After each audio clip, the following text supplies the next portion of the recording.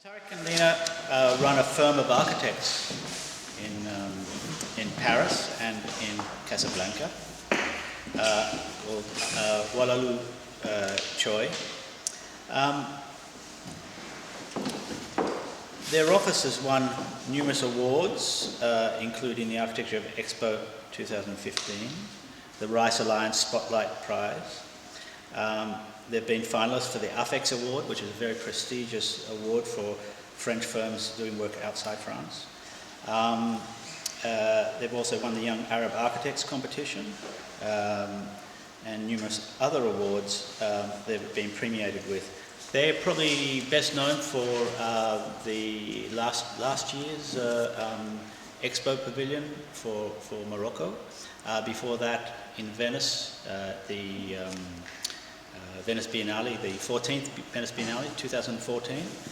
And I just want to tell you a little bit about what I've managed to dig up on Lina and Tarik. Lina was born in Seoul, correct?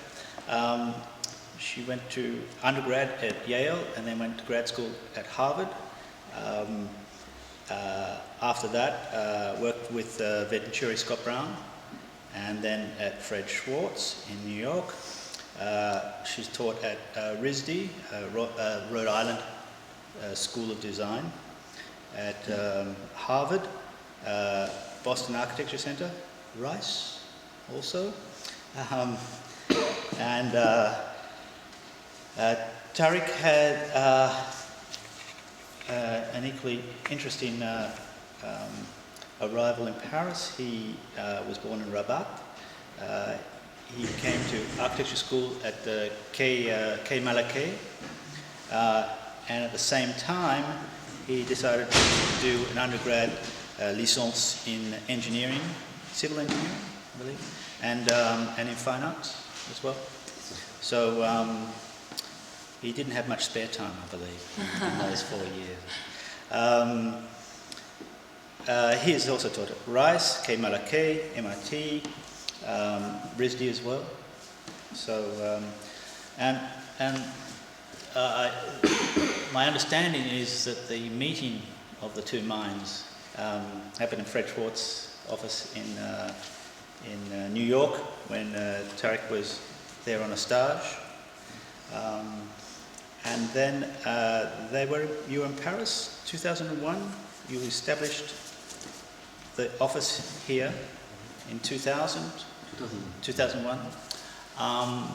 And it was just after, or just around the time that 9/11 happened, and you decided to stay here rather than return to New York.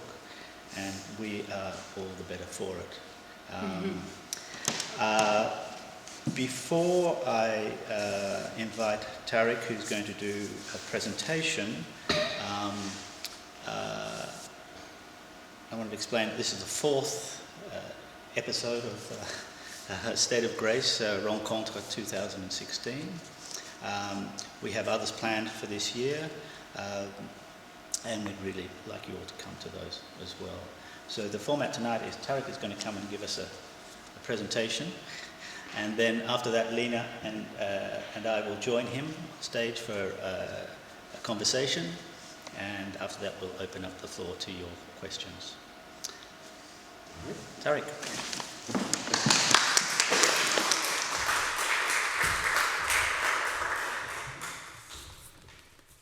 Hello, everybody. Actually, I like the fact that we're not that many, so I'll be able to go as far as I can with this conversation. When Robert invited us to do this, and I really thank him for having us here, as well as the Columbia Global Center, I imagined that he wanted us to talk about how we work together, since the overall theme is collaboration. We work together with Lina, or how we work with the people in our office, or how we work with our client. But the reality is that what we could be saying about how we work together isn't very interesting. It's very mundane. And the things that are interesting really shouldn't be said. Both Lina and I are quite secretive, probably in different ways. But the reason why we don't talk about what happens in the office. It's because in order to do what we do, which I'll explain later on, we have to do complicated things. We have to lie, we have to cheat, we have to beg, we have to cry. It's messy, it's sweaty, it's not very elegant. And a lot of architectural presentation try to polish all that process. And I actually think that polishing it takes away some of the magic that is at the core of what we do.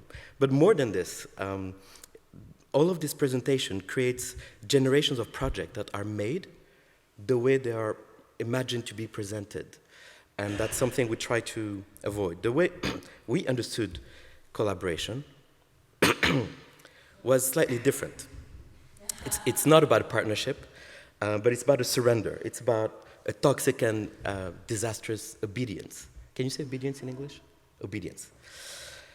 So we'll talk less about what we do and less about how we do it, but mostly about why we're doing it. And in short, however that would sound, we'll try to tell you what's wrong with architecture and how we're fixing it for you. So let's start. First fact, architecture builds in and for a system that is toxic. It ruins the only planet we have. It creates fabric that make it impossible for any form of political realm to exist. And it erases the presence of the body. Second fact, it's not architecture anymore. It's made with something that looks like architecture, it smells like architecture, but it's not architecture anymore in the sense that it's been replaced by a different form of practice. I show this image because geologists have an interesting analogy for it. They call it pseudomorphose. It's when a mineral replaces completely another mineral in its shape, in its color, in its place, but with a completely different chemical composition. And this is exactly where we are now. Most of us still think we're practicing architecture, but it's been a while that we're not doing it anymore. Architecture is hardly pertinent and almost never necessary. It's a downer, right? All right, before we explore how we can make it work again, how we can make it necessary again, I would like to take us a step back and see how we got here. I'm taking a quick analogy. In the early 60s at Yale, a young sociologist called Stanley Milgram started an experiment trying to understand how it was possible that normal, decent people during the Second World War could be part of a horrific machine of extermination. The notion is that it wasn't everybody that were crazy, that there's a system of authority that took away the capacity for people to make choices for themselves. So he devised this experiment, and I'll explain it very quickly, because you'll understand that it's very relevant to our talk. So it's a 3-people experiment. There's a subject on the one side. On the other side of a window, there's an accomplice who's attached to a chair and connected to the electricity. And then there's the sociologist asking the questions. The subject has to push buttons that put electricity into the accomplice in front. He doesn't know that in front of him, the person that actually doesn't get electricity. And for every question that he can't answer, he raises 15 volts from 15 to 450 volts. Obviously, the last bits are lethal, right? Here's are the results. In 62, 65% of the people went all the way. The person who's observing this is not obliging the subject to do it. He's only asking him to do it. He's asking him once, he's asking him twice, 3 times. The 4th time, if he doesn't comply, the experiment stops. In 62, 65%. They did a revised version of this, a televised version of this, about 7 years ago. And the result went to 89%. Thank God for television. But the interesting part is to observe all the different steps that people go through. First step, they show that they aren't happy, that they're happy to be asked to do this thing because they're decent people. Second step, they have a nervous laughter. That's the body expulsing stress. Third step, they try to cheat. They try to give the answer to the guy across the window, right? First step, there's detachment and denial. And 4th step, they try to find excuses to explain their behavior, right? Let's look at them again. First step, we are unhappy. That's our critical culture in architecture. Nervous laughter. It's all the comic exploration. Trying to cheap and help the patient. You could say that's Aravenia. Detachment and denial, corporate America. Trying to find excuses to explain his behavior, French contemporary practice. Why is it necessary to disobey? You could say obedience is good. Here's the problem. Architecture has three prerogatives. We have to build for our client, the man. We have to build for every man, people who are not the one paying us to do our work, but who are part of the people who experience it. And we have to build for everything else, for the birds, the climate, the tribes, for everybody. And the second and the third part, they're gone. We only comply to what our clients are asking us to do. So, first possibility is collaboration. Second possibility of practice is a form of retreat. And that's what we observe in academia or in form of autonomies of practice that find hedonistic pleasure in making places and retreat themselves from the world. The third option is what we try to do. We call it trench warfare. And I'd like to explain how we get here. When we started to work with Lina, about 15 years ago, we wanted to build beautiful building in beautiful places for beautiful people. After a little while, we realized that architecture was mostly about a cultural resistance, a means to dialogue with the culture and the territories. But now we consider that the only form out for us is a form of revolt. And our project is a new form of modern project in a way, a form of modern survival, which we'll talk about. So, how do we do it differently? In order to propose a different form of practice, we have to recognize that the role of the architect has shrunk to a very small parcel of responsibility. So the first thing that we do with Lina is extend the role of the architect as much as possible. We start the project earlier. We finish the project much later, which I'll explain how we do that. But we also consider that issues like brief, client, site, budget aren't given elements. They're fluid parameters of a project that need to be questioned and never taken as such. That's the culture of the office. Next to that, we've built an arsenal for our little guerrilla. And it's a very lonely trajectory. And this arsenal has to do with trying to evacuate some of the key notions that are part of the architectural discourse and that we consider are imprisoning the field into what it's doing in this global Earth genocide that we're organizing. These notions are context, program, materiality, sustainable development, public space. So what can we talk about if all this is gone?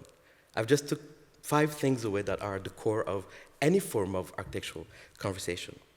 The next half an hour, I'll try to replace some of these notions with notions of our own and explain why these notions are actually toxic to the practice of architecture. Okay, first one, the question of context. There's not an architect that doesn't talk about context. But the context in the end is the suitcase of the global architect. In a strange way, it emerges the moment of criticism of the modern movement. That's why I show this image of Rudowski's Architecture Without Architect. In the early 60s, there was this notion that we had to rediscover places and the elements of architecture that emerge over millennia. And that actually brought in a shift from history to geography. To each place, a solution to a problem. And it brought in a culture of solutionism in architecture where it feels like we have to solve equations wherever we go. But the problem in the end is that context becomes a form of projected identity that is figurative, simplistic, often insulting, one that can be picked up in an airport lounge or an hotel lobby. So how did we do it before that? You didn't need context before. Nobody talked about the context before the 60s. You were part of a place. You had empathy. You could be inserting yourself in a situation. You would never hear Barragan talk about context, or you would never hear Alvaro Siza talk about context, or even Wang Shi talk about context, because they're part of the places where they build. Obviously, that puts a problem for the international practice of architecture because it talks about the notion that you have to be part of a place to build in it.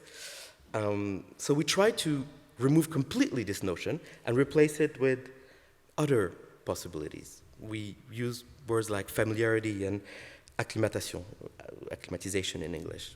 Familiarity is not nostalgic. It's not about repeating existing recipe. It's about using memory as a form of typology. It's about inventing plausible places that haven't been built yet or that don't exist yet. It leaves spaces for people inside the project. It's a form of non-trademark, open-sourced, unfinished architecture.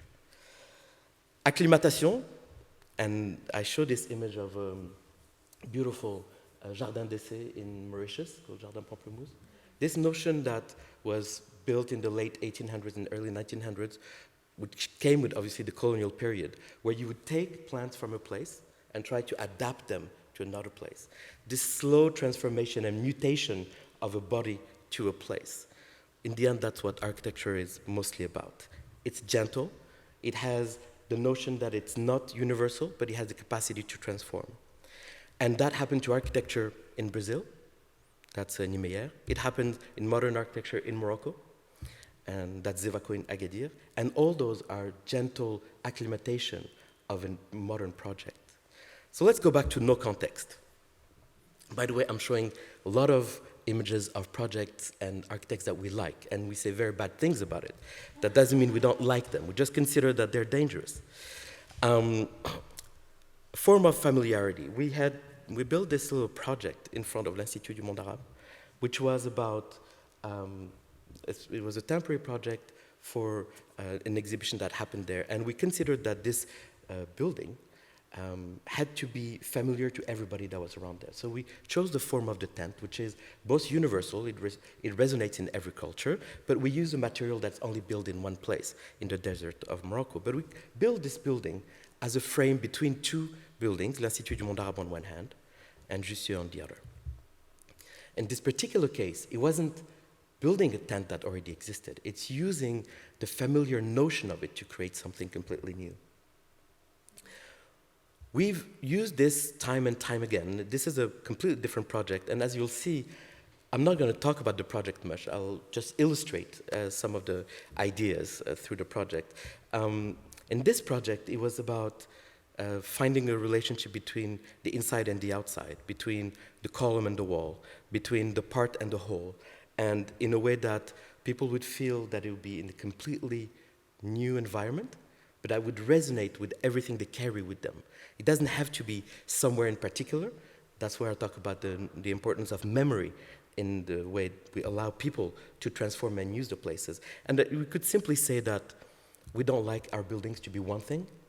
We don't really like to tell people what it is.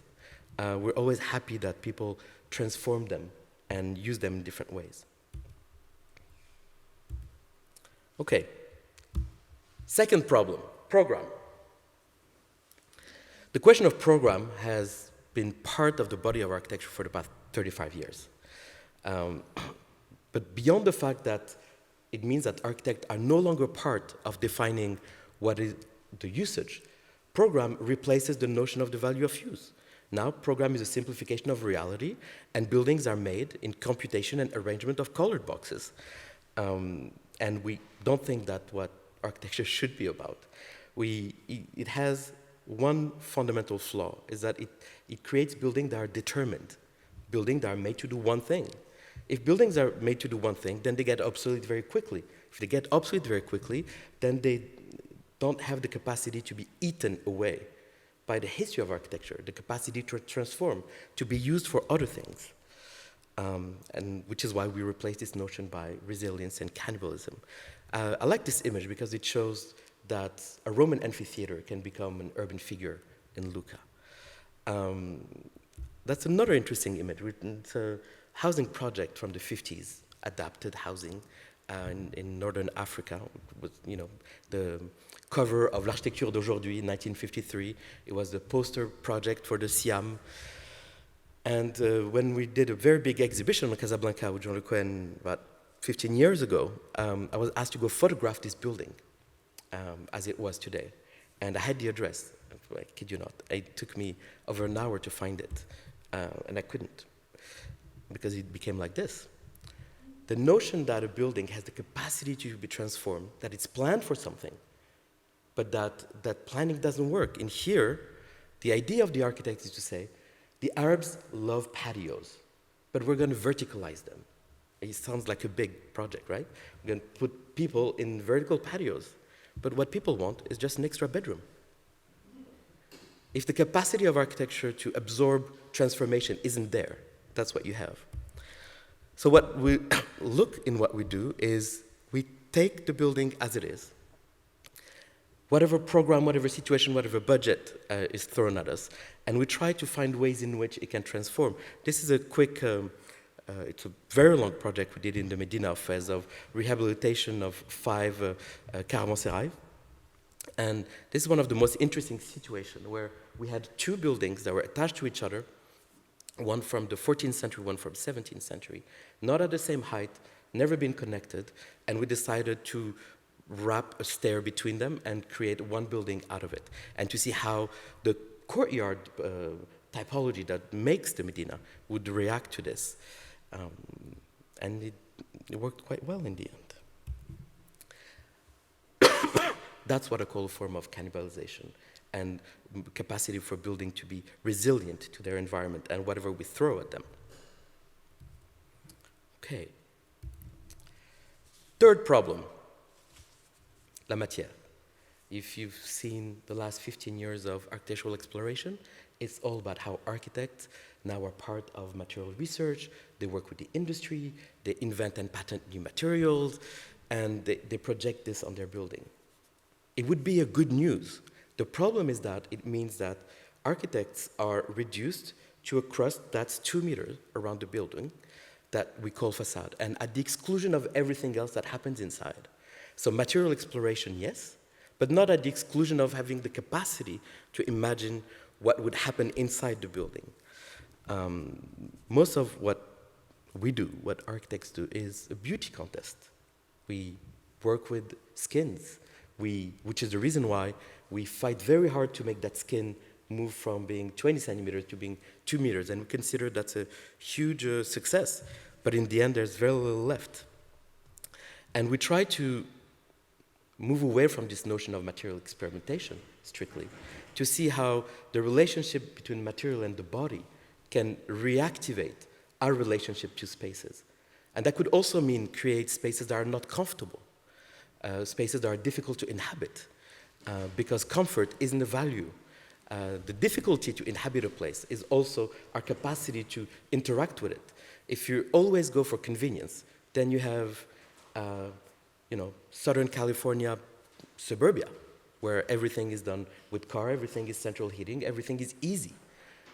But if you look at the notion that you could live in slightly uncomfortable places, then you could be in Venice or Paris. Nobody wants to live in Venice. It's not comfortable. They don't have cars. You have to walk miles to go to the supermarket, and yet it's a desirable place to be. So comfort and desirability are 2 very different things. One exploration about this relationship between the body, the comfort, and materiality is what Robert was talking about quickly when we did the pavilion in Milan, for the Moroccan pavilion at the exhibition last year.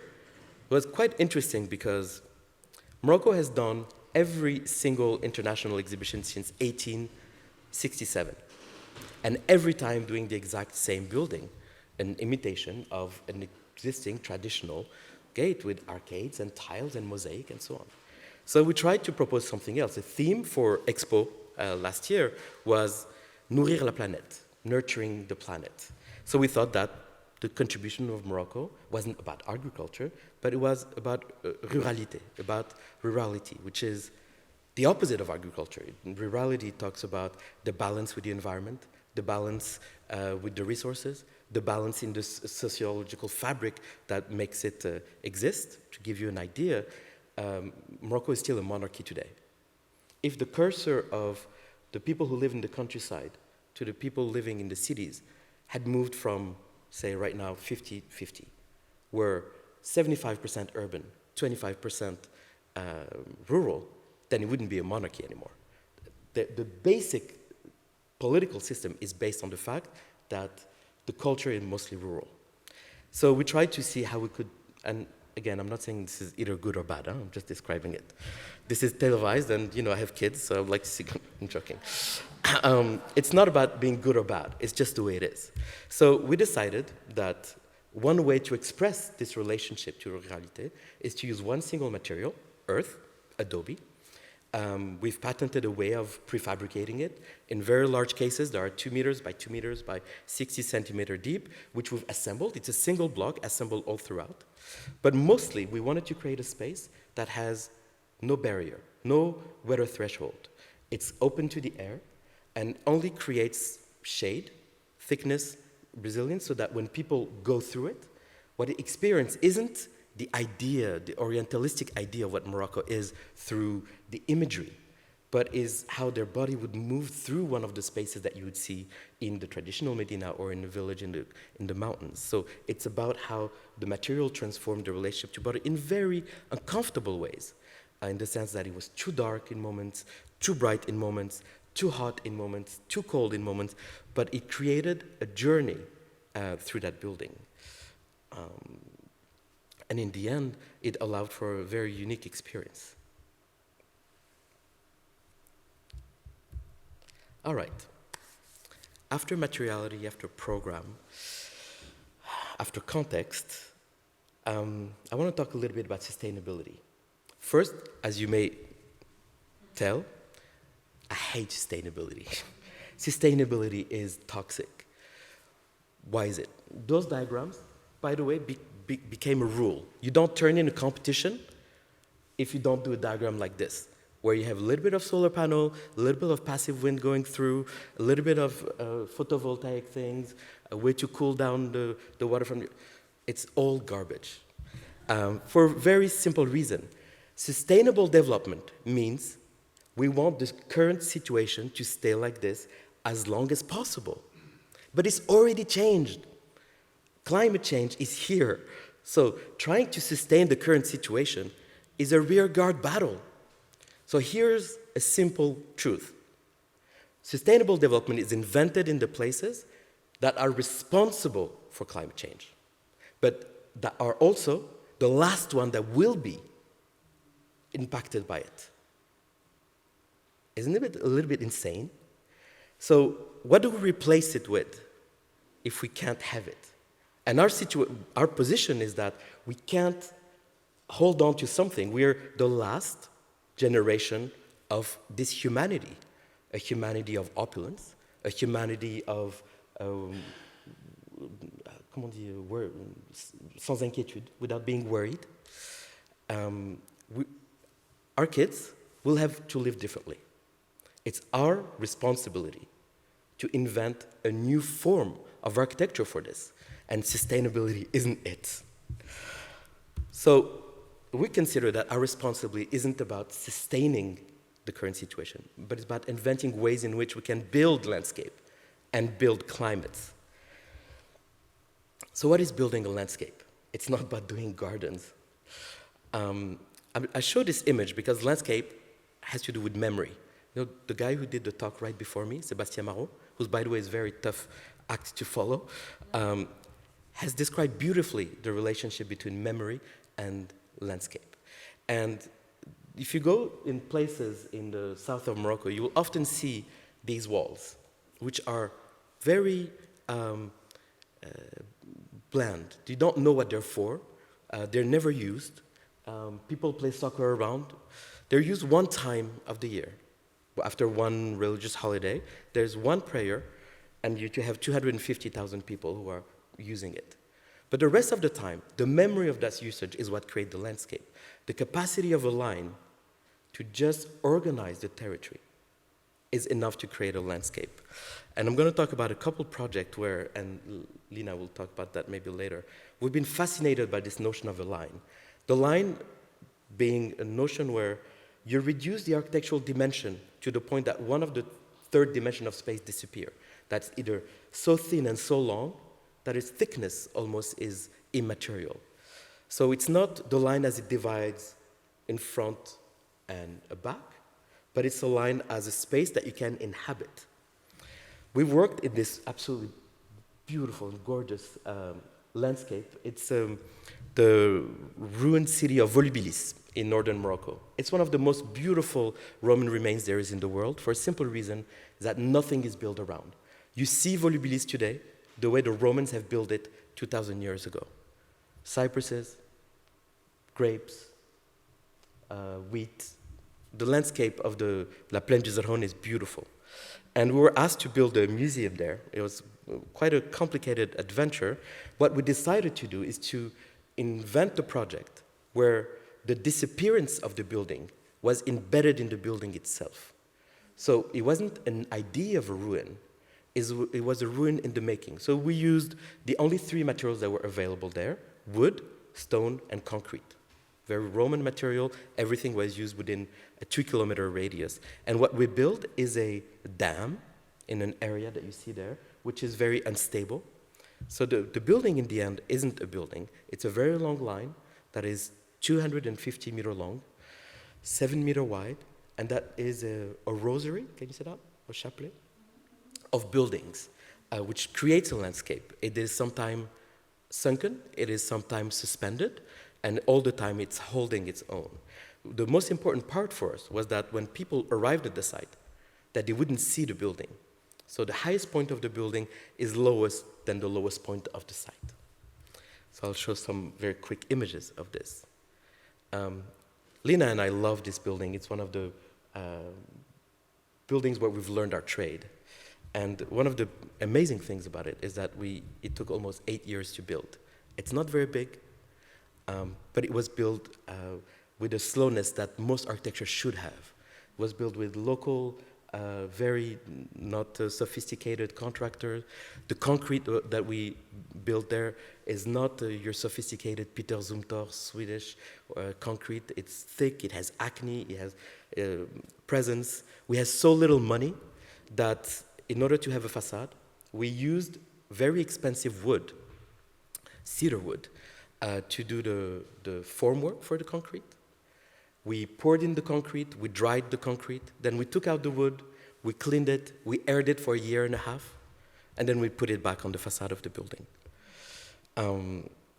So we can't talk about sustainability, that just hurts me. Okay, other forms of building climates. And that's a very recent project we're working on right now in the office, and construction will commence shortly. Don't look at the master plan, which couldn't be worse, but I'm talking about this little building here. It's a high school in the middle of the desert, literally in the middle of the desert. And the temperatures are quite extreme, and we had to find a way to inhabit a territory that's quite big, and find a ways in which it becomes a desired place to be. So what we did, very simply, is not cover the building, but use the building to cover the public spaces. So all the classrooms are in a thick plaque that's 10 meters above the ground. It's about 15,000 square meters, so it's huge. It's about twice the size of this Columbia Center. And what it does, it covers a space and creates an ecosystem below that is desirable. Well, not only people can use it, but all of the public spaces of the school are. So the typical horizontal division of spaces that you would have here becomes vertical simply because we are here to create a climate that makes it inhabitable. Otherwise, living in this space wouldn't even be plausible.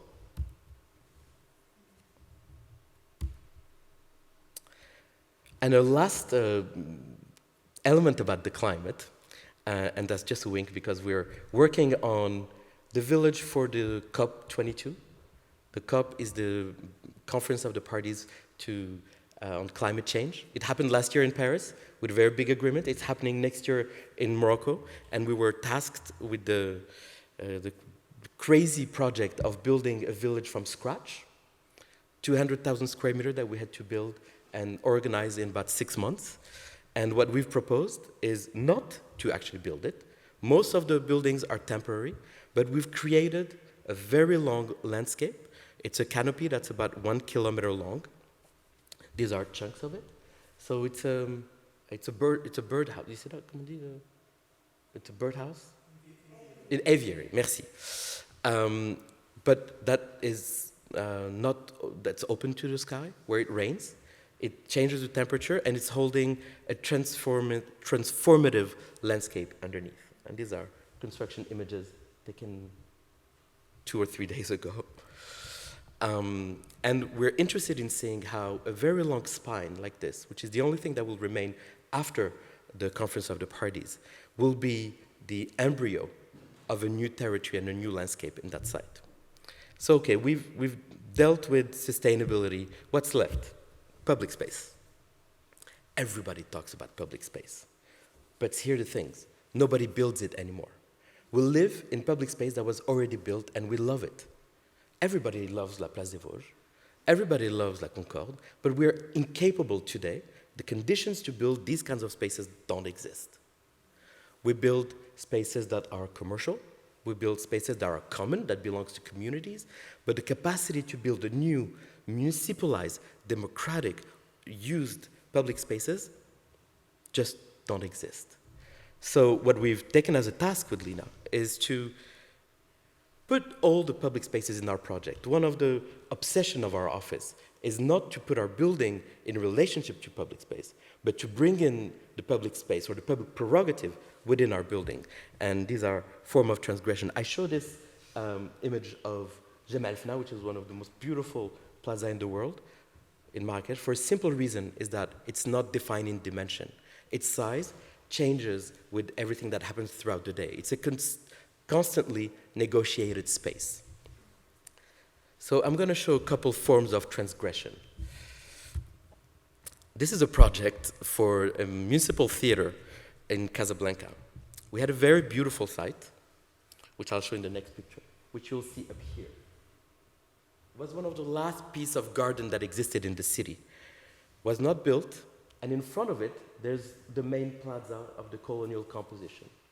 And when we saw the site, we said, yeah, you have to keep the garden. That's too small for the big program. Let's build on the plaza, around the plaza. Let's make the theater part of the public space. Let's find ways in which there's porosities. So it's not just for the people who can afford going there, that you can look at the backstage, that you can go through. It's also built on the culture of halqa, which is the traditional form of theater in Morocco, where you have somebody in the middle and people around telling stories. Obviously, you couldn't win since you build on a site that's not yours. But once that, and that's the problem for these kind of things, once you've said it, once you've imagined that it's possible, you can't take it back. You know you can't win, but you have to do it nonetheless.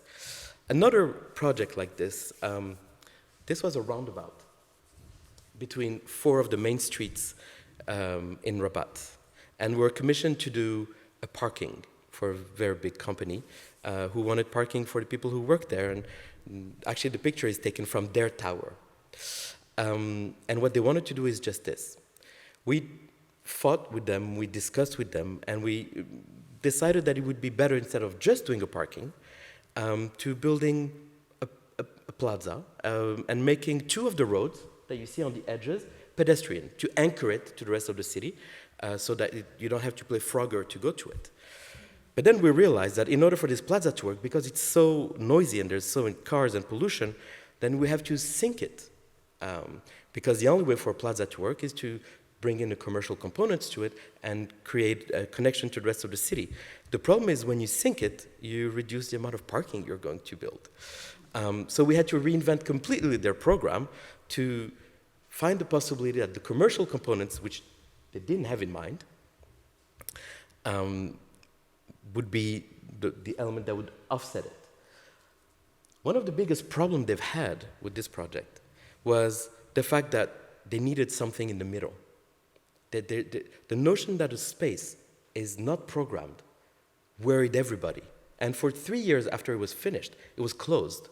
Nobody could go to it because people are worried that street vendors, that people, boyfriend, girlfriend, people who would talk politics, that you create a space of possible insurrections.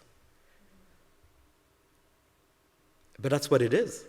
These are spaces of possible insurrections. And there was this whole notion that they tried everything. Even after a visit of the king to New York, he came back and he said, why don't we put an ice skating ring? He had just come back from the Rockefeller Center in the winter. Let's put an ice skating ring at the bottom of it. Let's do something. Just don't leave it like this. So for 3 years, they let it be. You can imagine how anxious we were because there's no plazas in this city. It's a city where public space are boulevards. It's commercial and walkable. It's not static. So in this particular case, the only moment they opened it is when they had a very large music festival in the city. They had no place to put a stage. And I received this picture the next day, which obviously I called my insurance company to make sure that the floor slab could hold that many people because it was not designed for it. But once that happened, one event opened it to the city. After that, it slowly was swollen by the city. One last project, which is very dear to us, as you can see,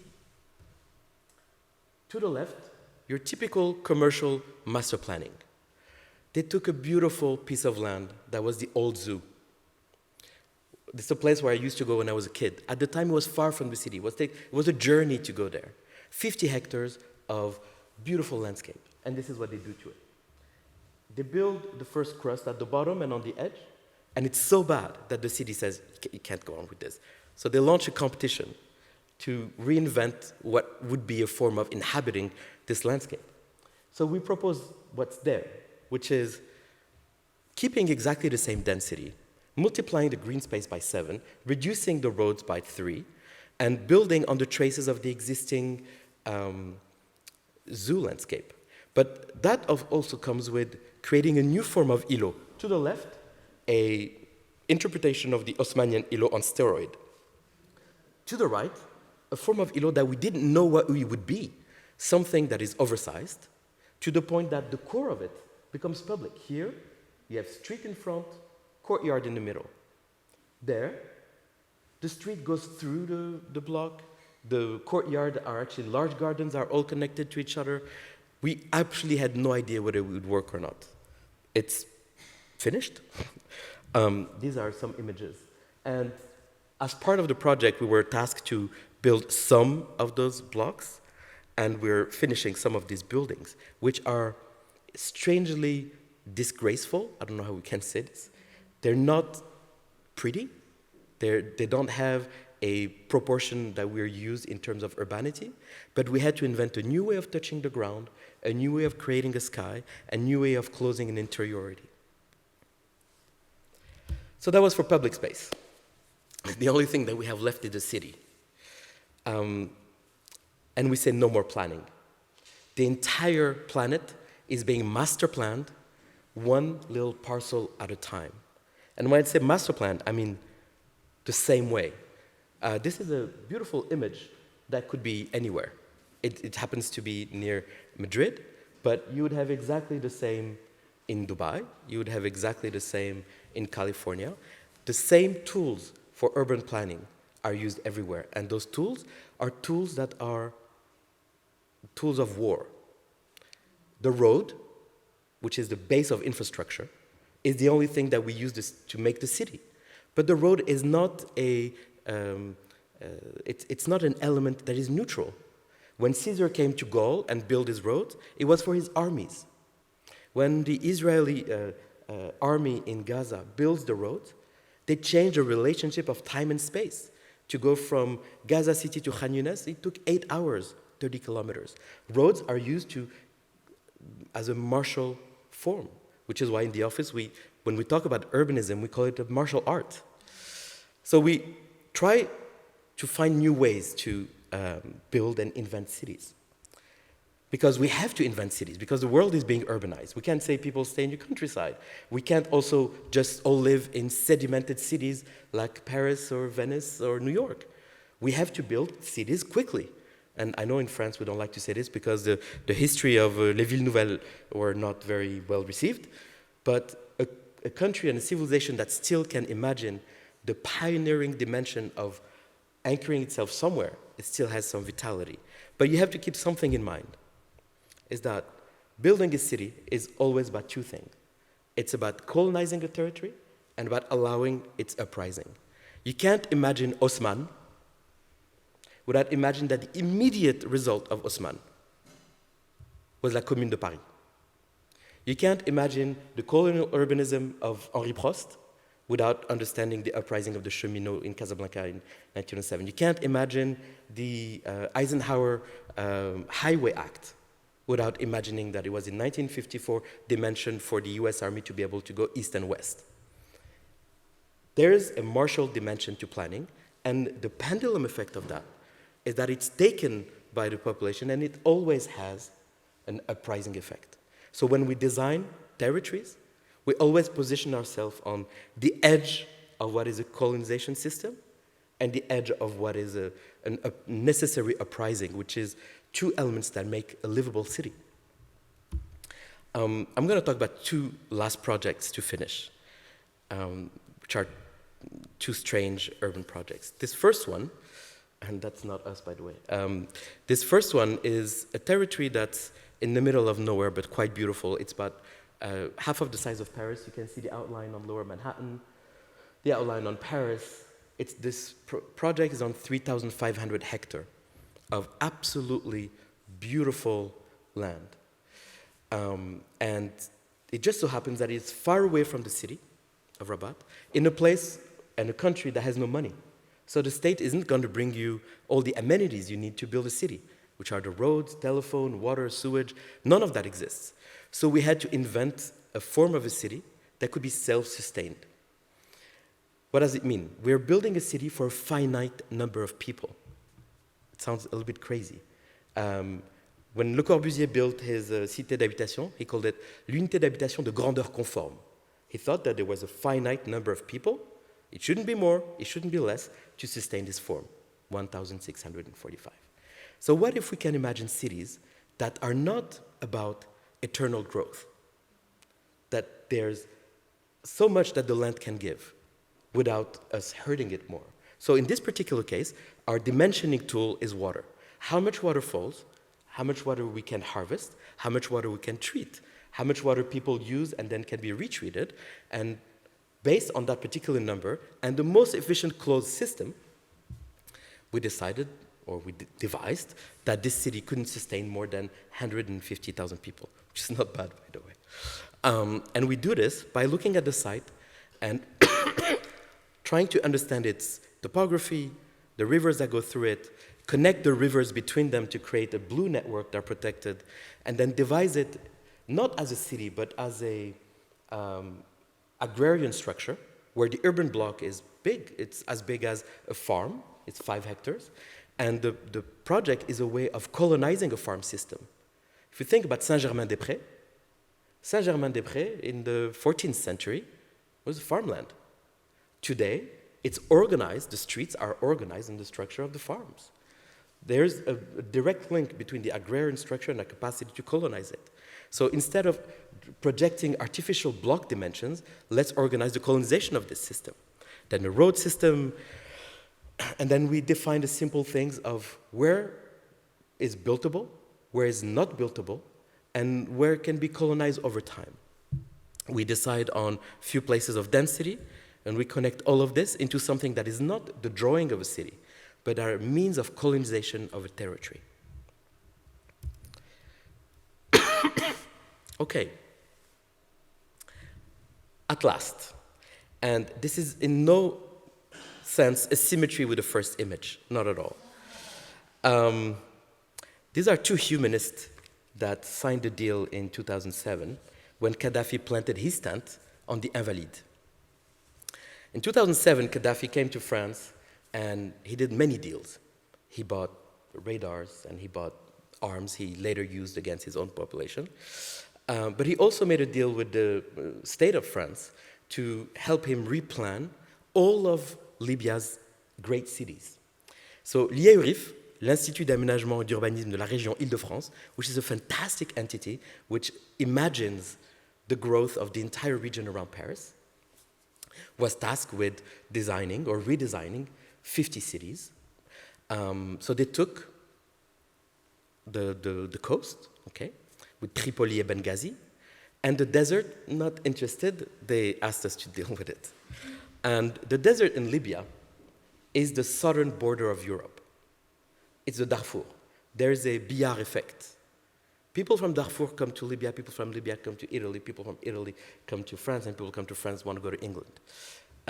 So Europe is investing heavily in all possible urban infrastructures and sustainable life there so that it doesn't come our way.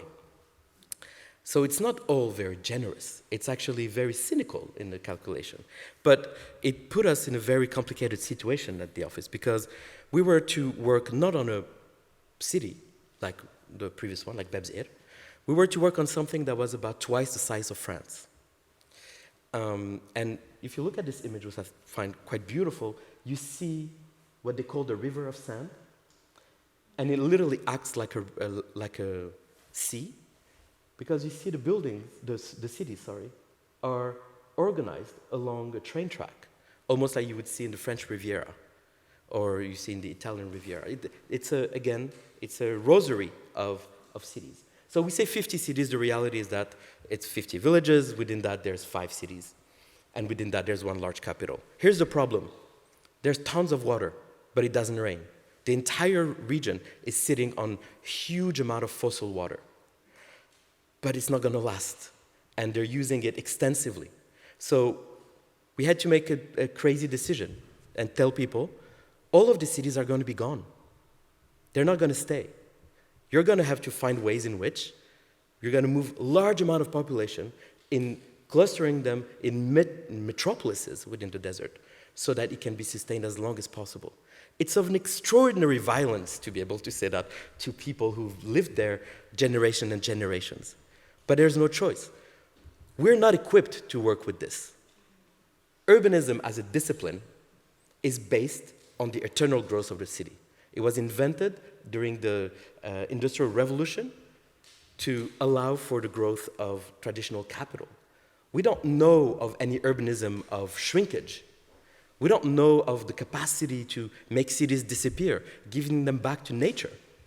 And by the same token that we believe we have to be able to invent new ways to make new cities, we also have to invent new ways to kill cities, to give them back to nature. Because what happens in Libya will happen now with very large portions of the planet where we will have large migration for war, obviously, but also climate migration. But there's also economical migration. This issue that we've faced in Libya, we're facing it in the States. We have very large portion of suburbia that is uninhabited after the subprime crisis, and we don't know what to do with it. So by the same time that we have to invent an urbanism that dialogues with the territory, we have to find a way to give back part of the city back to nature. Merci.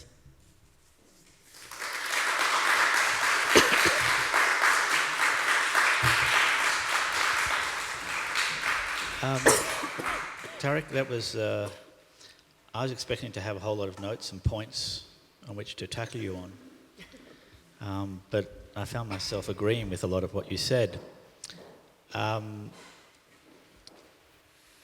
Lina, what is your take on, do you agree with everything he says?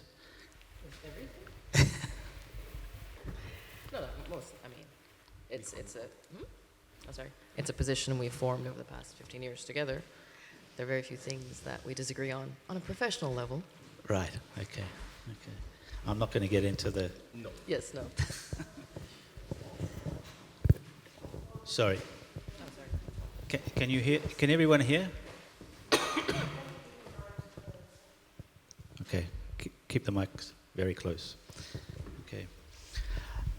One of the things that really was the most interesting for me was the idea of sustainability, which seems to drive so much of discussion in architecture today, and your view that it's about maintaining the status quo and from the West. What I really was interested in Morocco, how is that idea of sustainability seen by the local authorities and communities? It's seen the same way it is seen here. Everybody's using the same empty rhetoric. Although I do think that territories like Morocco are some of the theaters where we can invent a new way of doing it, because you are at the intersection of a northern opulence and the culture of rarity of the south. So those places that are neither too poor nor too rich are the places where you can propose different ways of living for people, and yet still be anchored to a contemporary form of economy. But everybody's using the same metric. It's depressing. Yeah, but at least in places like Morocco, you still have most of the population who use passive forms of sustainability, right? For economic They use passive reasons. form for everything. Coupled with the fact that, I mean, for instance, Morocco has just built one of the biggest solar fields on the planet. And there's talk of that being transported to Europe. Yes, absolutely. So we're talking about solar, for example, which is one of the big tenets of sustainability, as it's cynically called in Europe, or in a sort of a Western sense. The problem with the idea of sustainability and with the idea of alternate energy sources, which is being developed and being developed to a very, very high level in the West and being manufactured in China, has come up against the re-exploitation of fossil fuels. And it's coming up against that all the time. So there are huge forces at play to continue the status quo. Yes. We have America becoming quasi-self-sufficient in oil using shale gas. Enormous pressures on Paris, France, to use shale oil, which again calls on resources of water, enormous amounts of water in areas where they don't have it. So in terms of that electricity, or that idea of being of the great solar, is it lip service, or is it genuinely something that Morocco will? How can I say this? I don't know and I don't care. But let me just explain this. Alternative source of energy, or all source of energy, is still about using as much energy. So the question for me is, how can we invent new forms of building cities, creating buildings where we reduce drastically, and that has to do with reducing our level of comfort. So it's a rear guard issue for me. We're still, I don't know if you've seen the movie La Haine by Mathieu Kassovitz. Yes. You have this character who, through the entire movie, keeps saying, "Jusqu'ici tout va bien." So far, so good. And the last scene, he jumps off the roof and he keeps looking down and he's like, "Jusqu'ici tout va bien." This is where we are. So the answer is, "Jusqu'ici tout va bien." But Right. it's our responsibility, Robert, and I'll start joking, it's our responsibility to consider that if we don't rethink completely our practice, we will not be able to be part of the necessary mutations that will be part of the next generation of humans. I understand that, but as architects, the limitation of what we can force our clients to do or to accept, like you say, to tell these cities that they won't exist if they keep going like they're going. You know the Mai 68 slogan? Soyez réaliste, demandez l'impossible. Yes? It's the only way. Right now, if we consider that we have clients, then the conversation is over. We have people who pay us to do our job. They're not our clients. We have a responsibility that goes far beyond what they're asking us to do. So if we're imprisoned in a kind of Renaissance relationship between the prince and the architect, No, I understand that totally. I'm not that's not what I was trying to say. I was just trying to point to the impossibility of having the opportunity or being able to convince people that this is what they need to do. That's the difficulty, is it not? That's the part I told you we couldn't talk about. Let me tell you this. I hope that this presentation that I did today convinces you that's what we do. We precisely go beyond these impossibilities. And we do it with moments of, we take risks, we have complicated relationships with our client, we have complicated relationship with the authorities. But because of a certain stubbornness, and because of the fact that it works, and because of the fact that we don't deny them that they should make money, that it's not bad, we're not ayatollahs, we're not crazies, we just consider that there's an agenda in the project. The agenda in the project doesn't have to be always so overt. Lina and I like to hide it. But if you don't have that alternative agenda, and that it's just about keep going with the same conversation, then there's no point in continuing. No, I agree with you very much there. This is from your message of hope. Huh? I'm not trying to no, be depressing today. no. I understand. I think when one talks about projects and so forth, it is not specifically about the client. It's about the project. It's about the greater environment that you're dealing with. There was an interesting mention there of context and the whole idea of contextuality and so forth. But in fact, I see that context can be applied to your work, but it's a mutation of context that you're talking about rather than context generating what you're talking about. You start from a point, from the situation of the site. So the idea of context is there. Tu veux répondre? Here's my problem with context. It's the textualization of a situation. We always start with a situation, but we don't look at it from outside. We embed ourselves in it. It's like embedded journal. We go with it, right? So we oblige ourselves to be part of it, to feel empathy, to give a little bit of ourselves. So you're complicit. We're more than complicit. We're activists. We have a dimension that goes beyond our work, which is we build NGOs, we work with them. We consider that in order for us to have a meaningful impact, we have to be part of a situation. So sometimes it takes time in places you don't know. That's the reason why I can't work in China. I don't get it. It's not that it's bad. It's just it would be irrelevant for me because I'm a man of la Méditerranée, okay?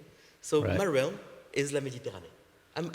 Doesn't mean I can't imagine one day working there, but it wouldn't make sense now because I have no sense of understanding of the culture, a deep understanding of the culture, of my place in it, and how meaningful it could be. If I have to do an extra little building there, I'm not interested. And I think that's the problem with context. When I say people use it as a form of a shortcut. It's something they pick up in airports and hotels. I mean, I have the greatest respect for Nouvelle. I have the greatest respect for Rem Koolhaas, who's a humongous architect. But they're the context. There is no conversation with the culture at all. There's Jean.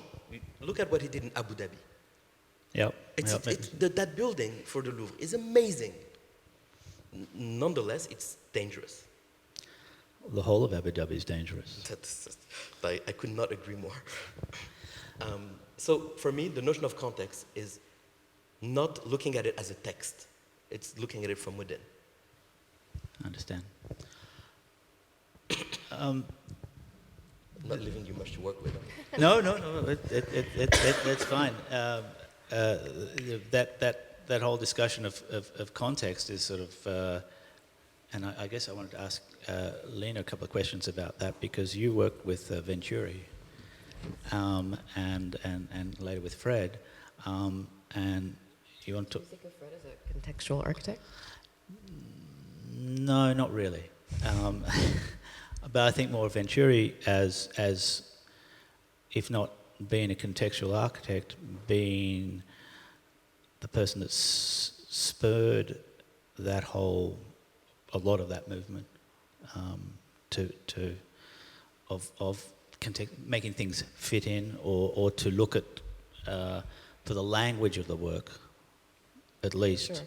But like with many things that Bob did, he starts things because the way he does things is in a very enlightened way.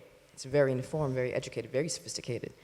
What people do with what he does is another question. It's Well, matter altogether. Well, I think perhaps that's a bit of the clue. Is it beyond that? The acolytes, a lot of the acolytes, or people that studied under him, or people that came out of that, what became postmodern historicism, in a way, what they did in the cities, in gentrifying cities, using contextual models, dealing with the status quo, repeating.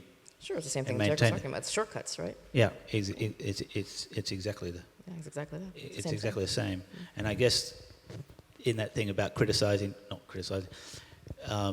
commenting on Venturi, it's the same comment that one could make about, to some extent, about Corbusier, about it was the people that came after him Sure. that did all the damage, Exactly. rather than himself. You can say the same thing about Rem True, but we're not. to a certain extent now. With a much greater impact. Yes. Because Yeah. we were talking about this the other day. There was a school behind Le Corbusier. There's definitely a school behind the postmodern. But Rem is an airborne virus. He's percolated all schools to the point that there is no contradiction. There's only complexity. True, very true, very true, and it is everywhere.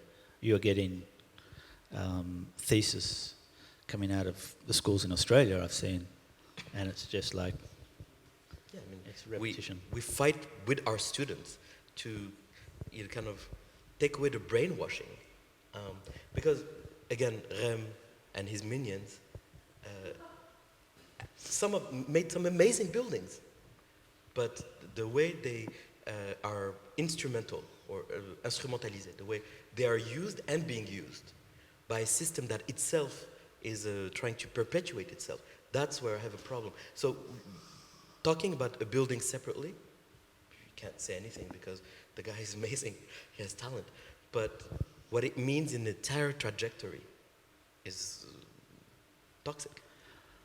So in terms of architects who are practicing today, you talk about Rem, you admire him, you admire Nouvelle.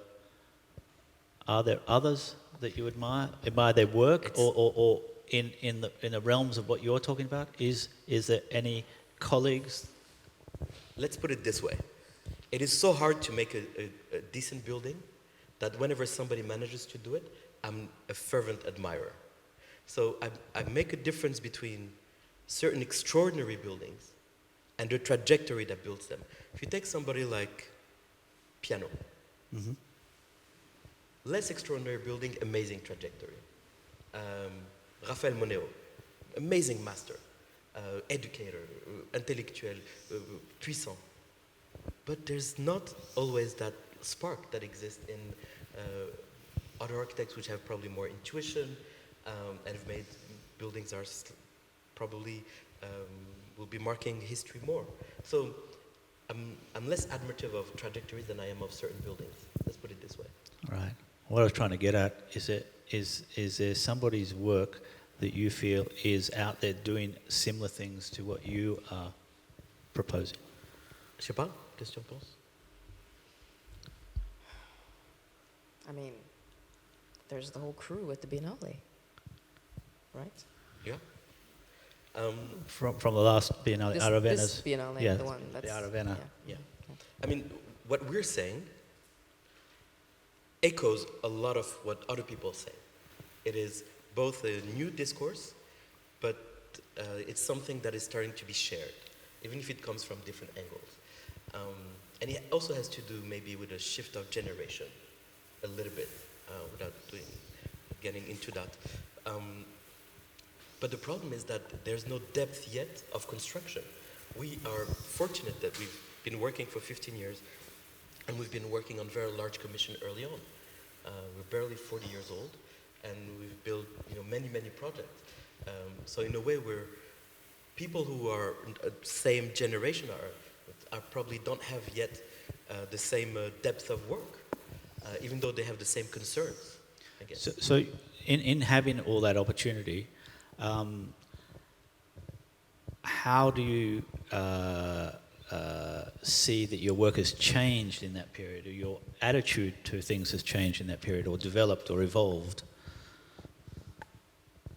Or is that not for you to say? I think it's one of those sausage-making questions. Yeah, it is a sausage-making question. Let's put it this way. I said it previously in the presentation, we wanted to do beautiful building, and then we entered into conversation with territories, and now we're in full-on revolt. That is there. We get more radical with our positions, which is not to say that buildings are better.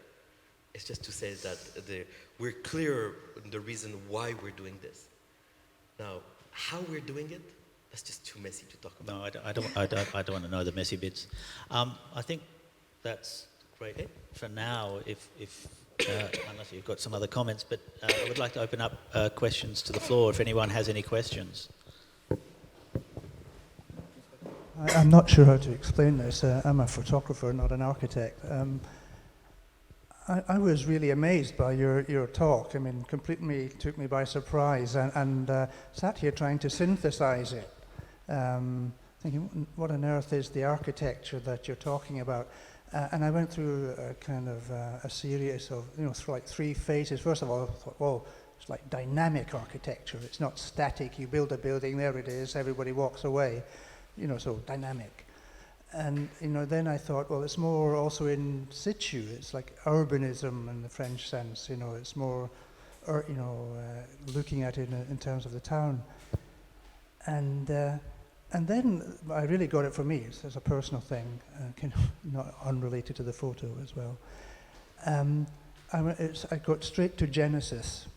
What you're talking about is stewardship in the religious sense of the word. Purely the religious sense of the word. We've been given the planet, and we are in charge of the planet, and we must manage everything. And I was thinking, what on earth do you do as business people with what is essentially a spiritual concept, whatever your faith or non-faith might be, but it's your challenge isn't business-like at all. It's the spirit. How do you deal with that? Okay, so that's the problem when you do talks like this, is that there's always somebody who sees behind the mask. Lina really tries to tone down a little bit the prophetic tone, and she's right. I should calm it down a little.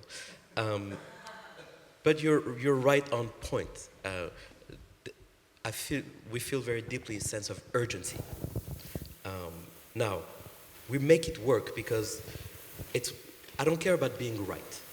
I care about moving forward, because being right, I could be teaching and then lecturing and telling people what to do.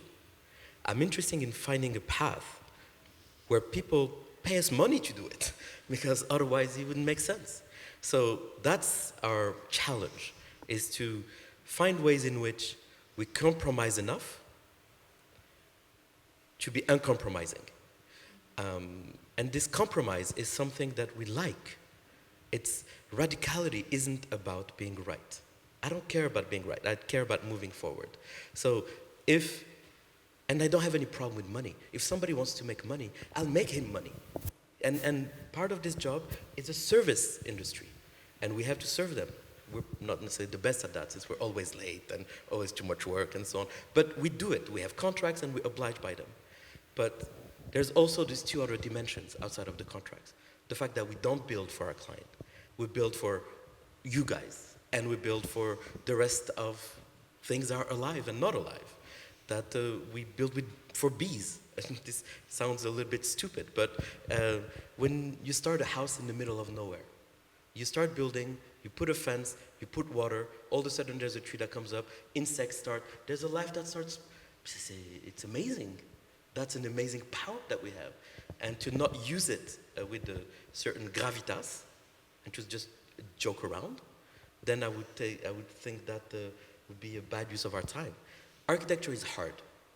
You have no life, no friends, no family, no money. So if you don't do it well, just do something else. Is that a fair description? Well, Rudy Ricciotti says it's a sport de combat. Et c'est après ça que j'ai dit que l'urbanisme est un art martial. Just to... But this notion of stewardship is something that we are interested in. And that comes from a non-religious, non-believer, but a very worried person. Are there any other questions? Hi, good evening. I've just got a real simple question. You talked about one of the projects where you built a building in the middle of the desert, and it was used. The building was actually used to make a canopy for living spaces on the bottom. How is the building? Is it cooled with like central air, or is I was just curious about that because when to use an example like Dubai, where you go to a city and even the bus stops are air conditioned, and I was just curious how you could kind of physically cool down a space that's 10 meters high without it. Actually, it's a very good question. What we did is almost build a form of troglodyte architecture. We almost built a crust of earth, and then we carved it. So the entire thickness of the building, it's 10 meter high, but the building itself is 8 meter thick. So everything that comes through it is absorbed by the building and diffused.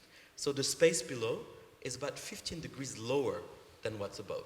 So I'm not saying that it's cooled down to the point that it feels like air conditioning.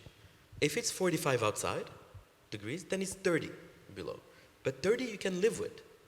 And what happens is that at night, because the thickness of the plaque swallows the heat, at night, when the temperature drops, because you're in the desert, then it starts emitting that heat below. So it raises the temperature under. We've honestly haven't invented anything.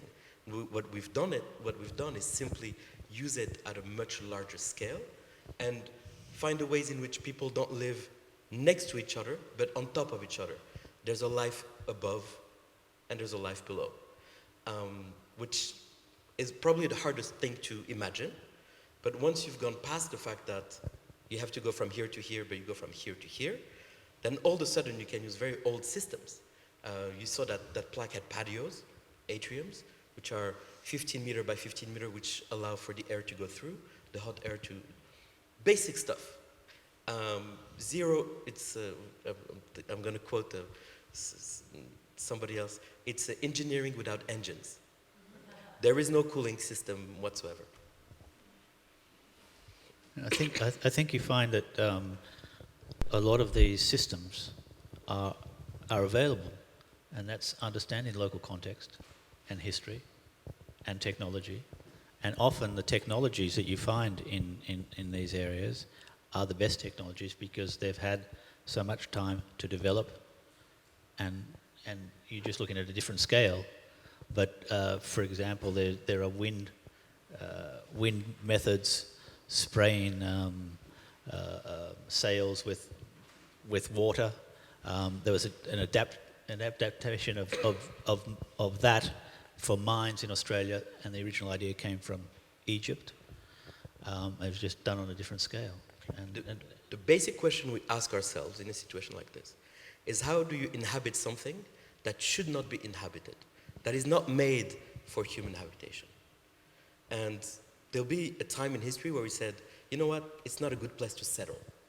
Romans would have never gone there because there is no water, no hills, but now we have no other choice than to find ourselves in situations where we have to inhabit those harsh situations what we create is nowhere near the comfort we'll have in Europe. It's not going to be fun for those kids. I mean, it's going to be fun, but it's not going to be, like going in the school in the Marais. But it's real. Are there any other questions? I had a question actually about beauty and aesthetics, and how do you define beauty within your paradigm of working? That's another question we like to avoid. That's for you. That one's for you. How do you define beauty? I don't know. I think that question might be beyond something I can answer right now. Okay. I mean, besides, none of our buildings look the same. We don't have a style that you can recognize, although Robert seems to think he's finding one. Yeah, I think there's something there. Since we start each project, it's very much a virgin project. But perhaps the one thing that runs along through it is, it's very minimal in the end, what we do, don't you think? I think that's one question where Lina and I have very different answers, and I think that's very healthy in a way. I don't So, disagree about much. No. couple of elements to answer this. First, the form. The form comes very, very late. Yes. We don't like when the formal dimension comes too early in the project. We're very suspicious of it. So in fact. we allow it to rise slowly, okay? And because it's never drawn. Something gets, elle se lève, je sais pas comment on dit. We allow it to rise. And for me, beauty is that slowness. It's if you can control the speed at which the form of the territory is made, and if you allow people who are going to go through it to modify it, we often say that we don't finish our buildings. Our buildings always feel unfinished, not to everybody's liking.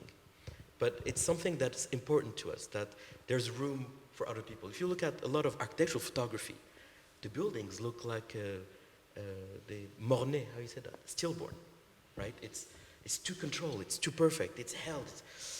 There's no sweat. That's not for us. We like to leave room for things to happen after we're gone.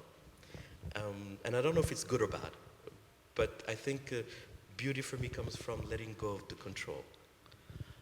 I think also that's probably the worst question for an architect. What is beauty? And especially talking about their own work, what for them defines beauty for their own work. It's not for them to say, in a way. And they can only make, if they're genuine to themselves, they can only make buildings as they can make them. That's them. And if someone finds that beautiful, great. If someone doesn't, bad luck. But that's the way it is. You are what you are, and you do what you do, and they are making responses, and yes, a lot of those responses are aesthetic, and they feel right to them. But and you could define that as beauty, I don't know if it's for you to say, if you can say that, or if you would say that. We have no canon in the sense of something we try to achieve. I think we imagine that time, imperfection, weathering, transformation, and truthfulness. I think it comes from the inside. I don't like cheating, because otherwise it looks too much like cosmetic surgery, right? But you're happy to cheat to get there. Absolutely. Oh, sure. And then some. A different question. I was extremely struck by your relationship with your clients. Best way I can encapsulate it is, so Donald Trump comes in and says, build me this. So as an architect in front of Donald Trump, you will build him that. That's not what you do. I'm fascinated by your process of achieving dialogue with your clients, even to the extent, as you gave an example, no, don't build it there, build it there. Now, you can't really do that with Trump because he owns this building, but you can do it with a city. But this whole dialogue with a client saying, no, I'm not doing that, how far does it go? Have you lost any contracts with this? Many times over, because it is many times over. Okay, the key thing is that it's not a dialogue. It's a power struggle. You have to be more powerful than him. If you put yourself in a situation where he asks you to do something, you've already lost. So you have to create a form of desire. Il faut créer le désir. You have to create the desire within them to do something that they would not do, absolutely not. If I had other talent, I would have liked to hypnotize some of my clients. It didn't work. But in the end, the reason why people work with us, and knock on wood, we've been very successful, we've done a lot of things, and we're doing very well, is because in the end, we give them a form of human adventure. A human adventure. When they come in on a roller coaster ride, and they like it. So here's the problem with that. They only come to us for complicated things. Because they come to us for things that they don't know what they should do, right? So you start having this tag of, okay, the guy who's gonna make the needle stand on its fat, we have this tag of people who can do something with something very complicated. Sometimes we're like, please just something simple, tranquille. So now we've built an entire culture in the office to try to, at every beginning of a project, or even to invent the situation in which we're going to make it. When I said that site, budget, client, regulation, all of those are fluid systems.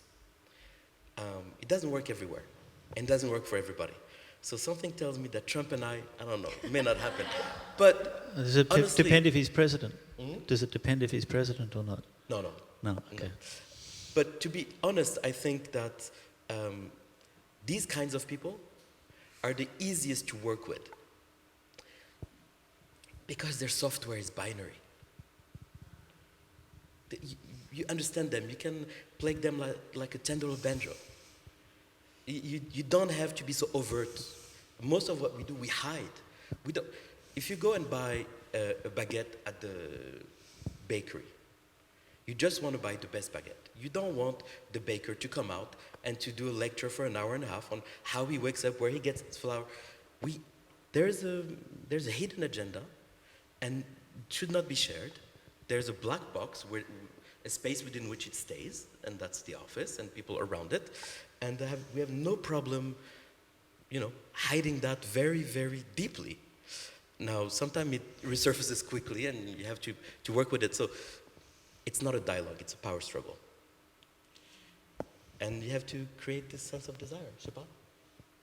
No? Yeah, oftentimes the most interesting part of a project, at least for us, when we talk about, for instance, the public prerogative, it happens almost without the client realizing it.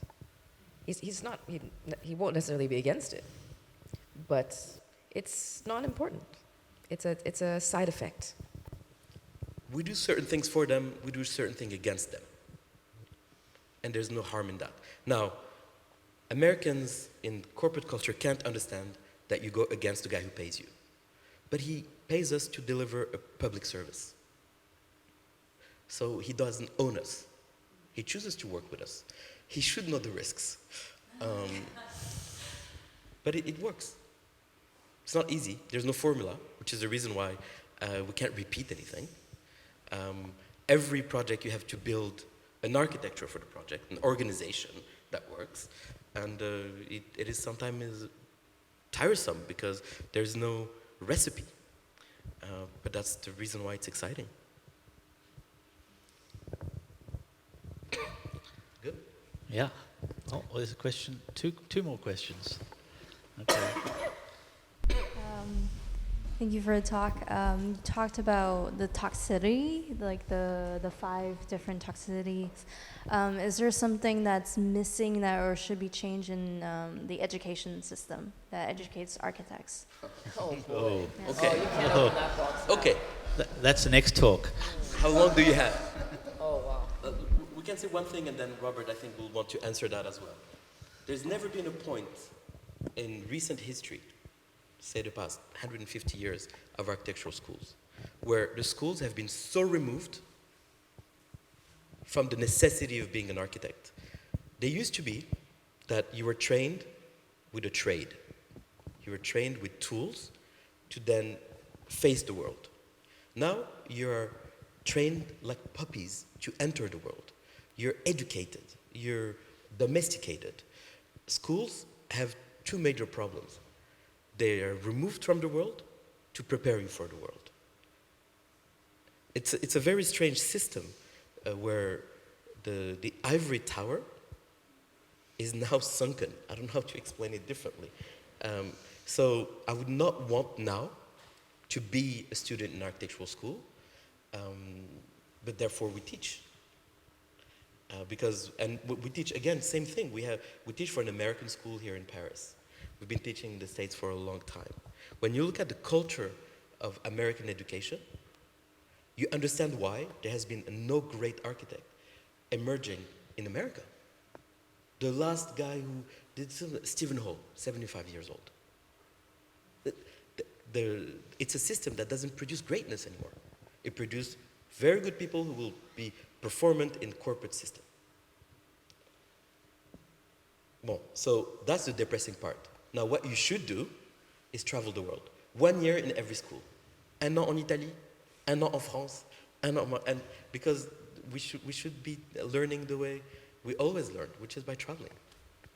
That's how architects used to educate themselves. Travel the world with a sketchbook. Are you a student of architecture?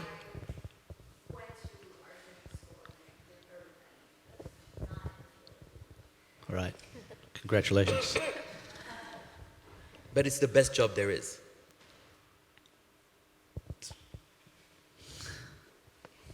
Wait. Question at the back? I'm very curious to know why you are so opposed to sustainable materials, maybe, and sustainable architecture. Because you made that very clear. It's almost like it's ugly. Well, it is ugly, but beyond that. Well, that's relative. Let's put it this way. I'm not opposed to sustainability as a way to try different things. I'm opposed with the notion, which is embedded in sustainability, that we're thinking about making it last as long as possible. Sustainability is about duration. How long can we continue to live the way we live? What I'm saying is that we have to reverse the problem because we can't be living the way we live. We can't stop climate change. Sustainability is about delaying the moment it's arriving. We're already there. We have to change completely. So for me, when I say it's toxic, is that it's putting a blindfold on people. It's even worse than that. It's giving architect absolution. Here's the problem. Architects feel guilty. They feel guilty because they're one of the responsible chains that deteriorated the territories and the planet.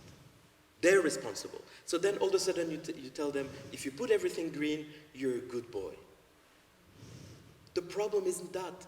Now, the danger is that the people who have invented this notion are also the people who've created the climate change. But they're also the people who wanted to delay its effect because they're also geographically the one that will be affected the last.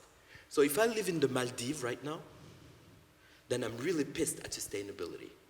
Because it may allow somebody in New York City to continue to live the way he lives, but with 25 centimeter rise in ocean water, my house is gone. So it's not sustainability we have to invent. It's a completely new, radical, survival, modern project we have to build together. I'm not against sustainability on principle. I'm against what it means.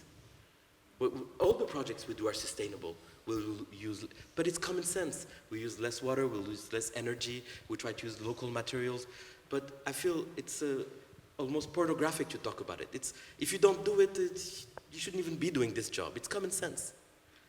Now, when the common sense becomes something that stops you from realizing there's a major shift in the way we have to build this planet, that's where I'm against it. But not on principle.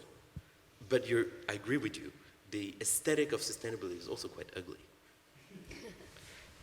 Do I make it? Was I clear?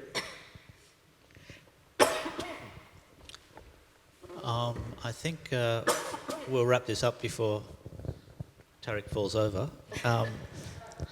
I want to thank you both Thank you. so very, very much for coming. You've enriched our series. This whole talk will be available on video very soon. And we want to thank our good friend here, Hakim, who happens to be related to Tarik, and to Raphael, and to Lauren, and to Columbia Global Centers for helping us with the event tonight and all of our events this year. The next one is scheduled for the 1st of December. However, I'm working on something that may happen in November, but that's something that Lauren and I need to talk about. And we'd really love you all to come to our next ones, and please, if you want to look at some of the past things that have happened, you haven't been here, have a look at our site, stateofgrace.fr, and we'll see you then. Thanks very much. Bye-bye. Thanks. It was a pleasure.